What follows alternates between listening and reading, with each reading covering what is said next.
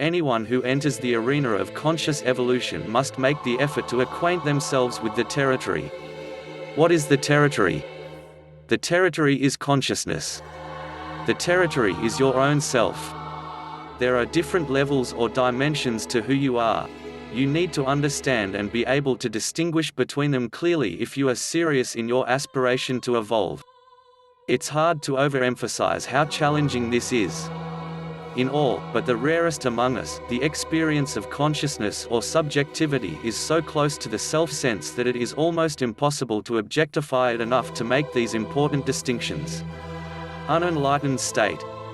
In the unenlightened state, we are so identified with the quality and content of whatever our subjective experience happens to be, from moment to moment, that it is difficult for us to know which dimension of our own self we are abiding in.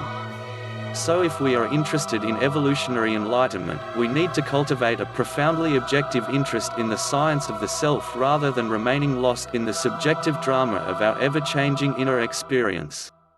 The teaching of evolutionary enlightenment emphasizes fundamental distinctions in the nature and expression of the self. There is the deepest part of your own self, the ground of all being. That ground is the unmanifest foundation of your own experience of consciousness, beyond this world of time and becoming. If you are interested in the development and evolution of your own consciousness, the most important thing to understand is that development only occurs in the manifest dimension.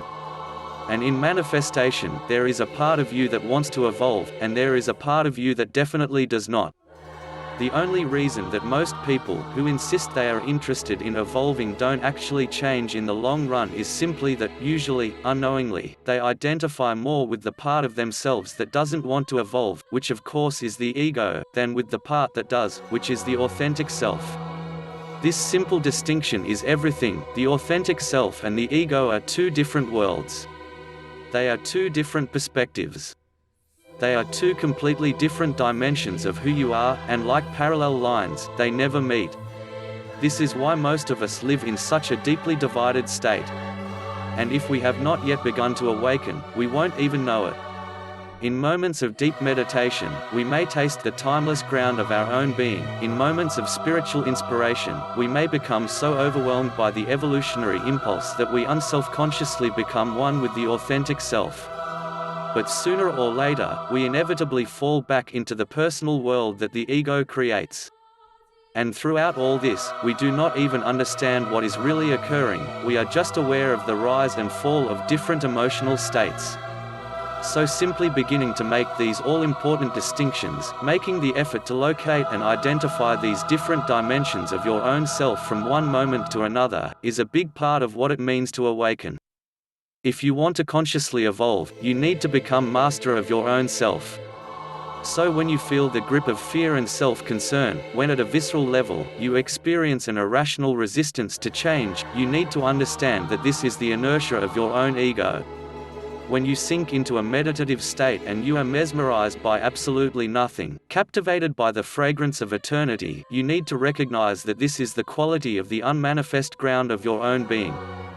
Fearless passion. And when you experience the ecstatic thrill of creativity, a fearless passion for evolution that is infused with urgency and purposefulness, you need to be aware that that is the movement of the authentic self. You need to learn to be awake to each dimension of your own self as it is arising. That's objectivity. If you no longer want to be lost in the subjective fluctuation of your own experience, you need to cultivate radical objectivity. And the hardest thing to be objective about is oneself.